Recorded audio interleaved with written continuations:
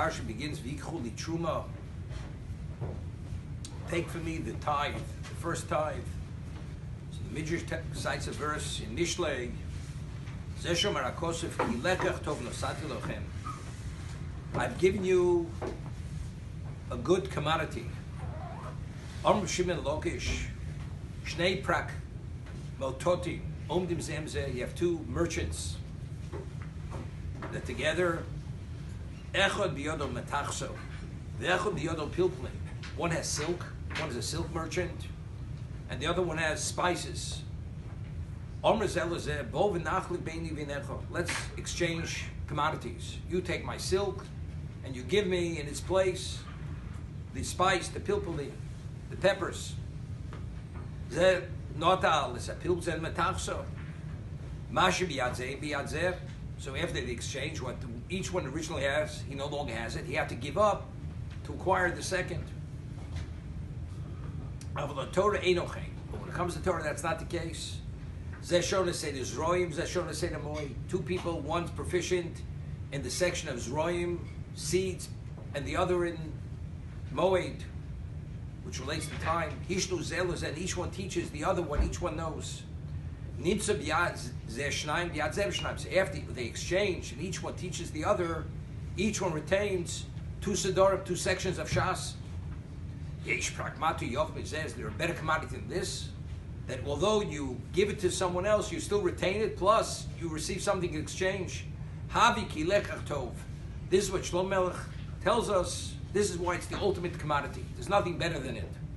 So of course the obvious question is, this is true in terms of any branch of knowledge or science.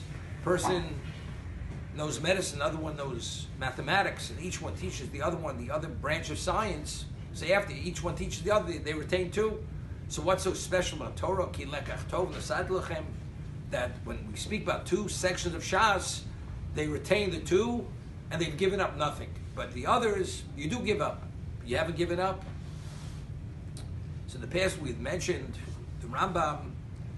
The Rambam tells us in Hilchos Talmud Torah, Ad Mosai Chayv Lilmod Torah. The Rambam says, until when is a person obligated to study Torah?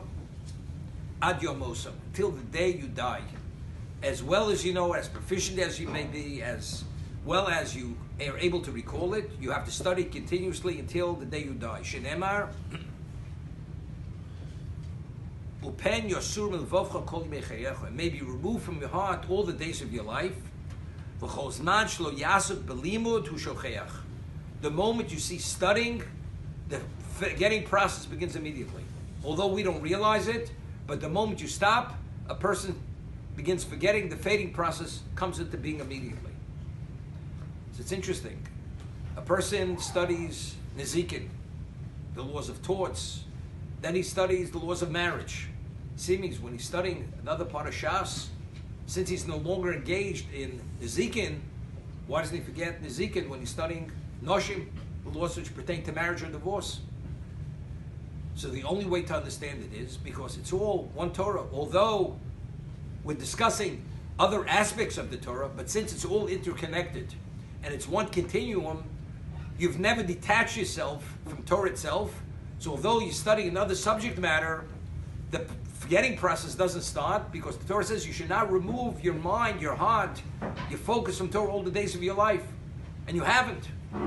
But regarding any other subject matter, whatever it may be, you can be proficient in medicine. The moment you cease to study something other than medicine, you're out of the realm of your expertise, the forgetting process begins immediately.